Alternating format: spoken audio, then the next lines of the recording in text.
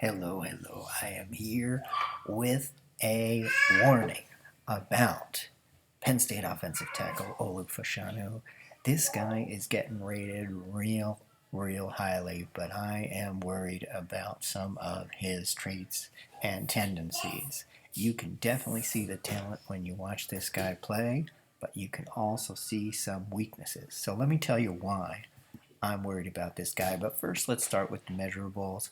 Here's what we got. He is real tall. He weighs about 319 pounds, standing 6'6". And I think what scouts really like about him is just how long his limbs are. Look at a couple of these photos and just check out how long his arms and legs are. I don't have specific measurables just yet, but I think people are anticipating that his arms are going to measure at 35 inches or more, and you can see the legs here on this photo on the left. You can barely see the defender in that photo on the left, and in the right, he just looks so much bigger and longer than all the other guys in the frame. Here's a slide from PFF showing you the overall grade at 78.8, as well as the games played and some of the snaps. One thing about the Pro Football Focus rating in this case is that there is a dramatic split for Olu Fashanu between his pass blocking grades, which are right about 90 or so over the last couple of years, and his run blocking grades, which are somewhere around 70. We're going to talk more about that in just a minute. I want to show you this as well. This is ESPN's top ranked prospects for the 2024 NFL Draft. And you can see Olu Fashanu is up there at number 4. They've got him listed and ranked as a top 5 pick. Certainly seen him mocked going that high. In some other cases, you see him going top 10. You don't really see him going any lower than that. So this guy has top-notch draft capital. He is likely going to be a top 10 pick, possibly even a top 5 pick, and he might be the first offensive tackle off the board. Here is a Pro Football Focus rating showing him as the number 1 offensive tackle in the class. There have been subsequent Pro Football Focus ratings that have moved him down to 2 or even 3, but here you can see in at least this one from December of 2023, he's rated as the top player at his position. They talk about his movement skills as being comparable to some really top-ranked, top-notch players in the NFL. So let's move on and look at what the problems are. And I'm going to start with the run blocking. The run blocking is not where it needs to be.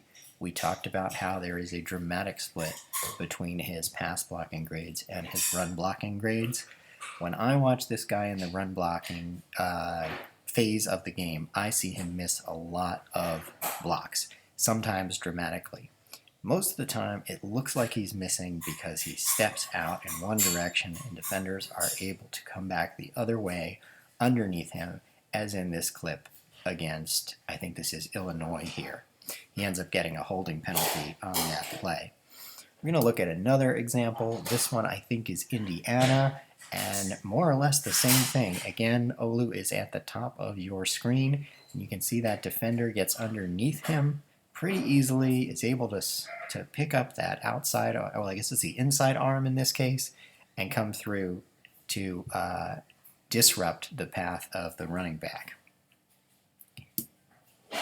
Watch this one on the move. Olu comes out as a puller here, and he just whiffs, right? He gets the linebacker, squares up to him, and I don't know. It looks like he's swinging a miss right there. He gets no piece of that linebacker. So there are definite concerns here about Olu Fashanu and his run blocking ability. He's certainly got the size and length to be an excellent run blocker, but something about the location of his punch, and particularly the footwork, seems to be a problem. To me, it does look like when he steps out with the outside foot, defenders are able to anticipate that and find their way underneath his arms and his mass to get around him. Here's another example. This time, Fashanu is lined up against Jerzon Newton. Jerzon Newton's going to be a good NFL player. He's going to go in the first round this year of the draft. And here he just gets underneath Olu. This is not so much one of those step examples, but he's able to push Olu into the quarterback and make the play on a design quarterback run here.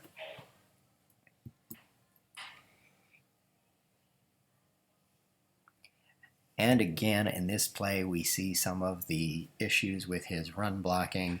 He just can't seem to get this guy off of his spot. This defender from Illinois here, who, as far as I know, is not a top NFL prospect, but Olu is unable to move him. That play is designed to go through the gap right there. Olu is supposed to clear his guy out, and he can't do it. The defender fills that.